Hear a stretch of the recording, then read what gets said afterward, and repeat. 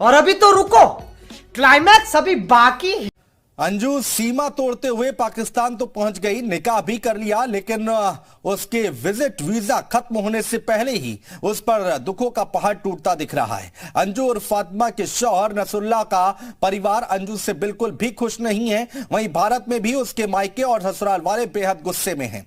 कहीं ऐसा तो नहीं कि अंजू ना तो ससुरालों की हुई और ना ही मायके की। अब आपको इसका कारण भी बता देते हैं। इस्लाम धर्म अपनाने वाली फातिमा उर्फ अंजू के साथ निकाह से पहले नसरुल्लाह की शादी बचपन में ही तय हो गई थी। रिपोर्ट्स के मुताबिक नसरुल्लाह से निकाह होने के बाद 2 बच्चों की मां अंजू पर पूरा परिवार लाल पीला हो गया। असल में नसरुल्लाह की शादी उसकी चचेरी बहन से तय हो चुकी थी।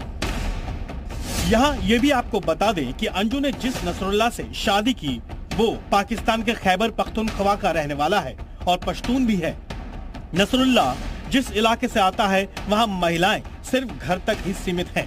उसके अलावा नसरुल्लाह जिस परिवार से आता है वहाँ महिलाओं को ज्यादा अधिकार भी नहीं है। अंजू को शायद यही बात खाई जा रही है कि वो भारत कैसे लौटेगी। हालांकि दोनों की शादी की बात पाकिस्तानियों के सोशल मीडिया प्लेटफॉर्म पर बढ़ा चढ़ाकर बताई जा रही है। अंजू का निकाह हो चुका है नसरुल्लाह से। अंजू ने इस्लाम कबूल कर लिया है, मुसलमान हो चुकी है। उसका नया नाम फातिमा है। वहीं भारत में भी अंजू की करतूत के बाद उसका मायका और ससुराल उसे देखना तक नहीं चाहता।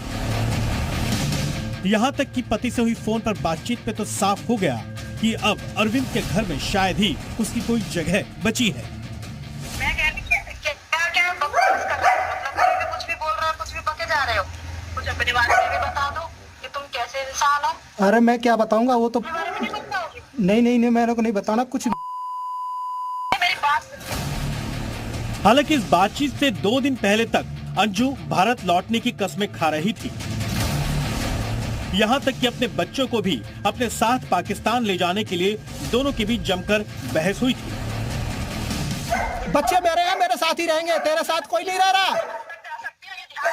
सुन, बच्चे के लिए आ रही है ना, नहीं आ पाएगी, बच्चे पैदा कर सकती है तू वहाँ। यानी अंजू की भारत वापसी इतनी आसान नहीं है।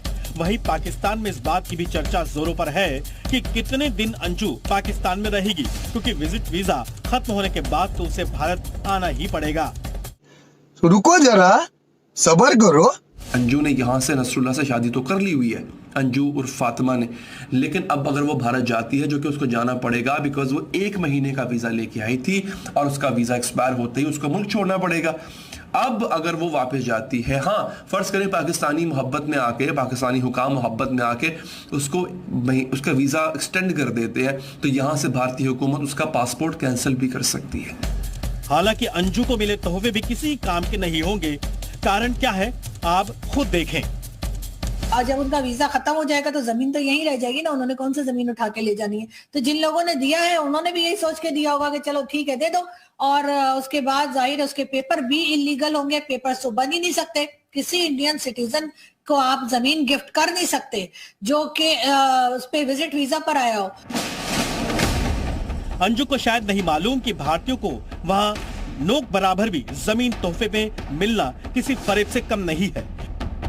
इसका कारण है बिना पाकिस्तानी सिटीजनशिप के पाकिस्तान में घर पर नाम लिखवाना संभव नहीं।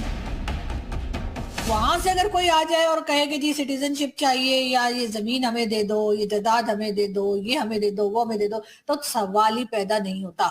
जी हाँ, इस तरह से जमीन वगैरह नहीं दी जा सकती किसी भी इंडियन सिटीजन को, और ना ही इस तरह से घर गिफ्ट किए जा सकते हैं। कटोरेबाज पाकिस्तान में जो चकाचौंध अंजू को दिखाई गई है, उससे कुछ दिनों तक तो अंजू पाकिस्तान में गुजारा कर लेगी, लेकिन 4 दिन की चांदनी के बाद कब उसकी जिंदगी में अंधेरा आ जाएगा, ये बात जाहिर तौर पर अंजू को समझ में आ रही होगी।